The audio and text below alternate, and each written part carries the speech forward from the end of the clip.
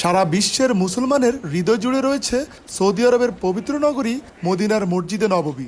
এই মসজিদের পাশে রয়েছে রাসূলুল্লাহ সাল্লাল্লাহু আলাইহি ওয়াসাল্লামের রওজা মোবারক। আর তাই এখানে ইবাদতের জন্য প্রতি বছর সমাগম হয় লাখ লাখ ধর্মপ্রাণ মুসল্লির।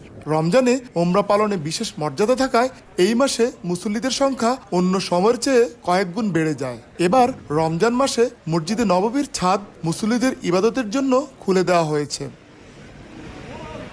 সৌদি সরকার এবং দেশটির বিভিন্ন দাতব্য ও স্বেচ্ছাসেবী সংস্থার অর্থায়নে এরই মধ্যে মসজিদের ছাদ পরিষ্কার ও জীবাণুমুক্ত করা হয়েছে। ছিটানো হয়েছে সুগন্ধি, নামাজের জন্য বিছানো হয়েছে বিভিন্ন আকারের 5000 মাদুর। এছাড়া রমজানে মসজিদের ছাদে ইফতারের সুব্যবস্থা করা হয়েছে। প্রতিদিন রোজাদারদের মধ্যে খাবার, জমজমের পানি ও 20,000 কোরআন শরীফ বিতরণ করা হচ্ছে। মসজিদে নববীর ছাদের আয়তন প্রায় 67,000 বর্গমিটার। 24টি সিঁড়ির সাহায্যে এই ছাদে ওঠা যাবে। এছাড়া নির্বিঘ্নে নামাজ নিশ্চিতে আরও বহু সুবিধা যুক্ত করা হয়েছে।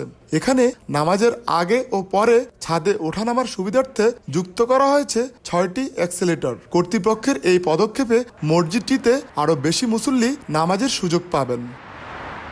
আরিফুর রহমান, সময় সংবাদ, সৌদি আরব।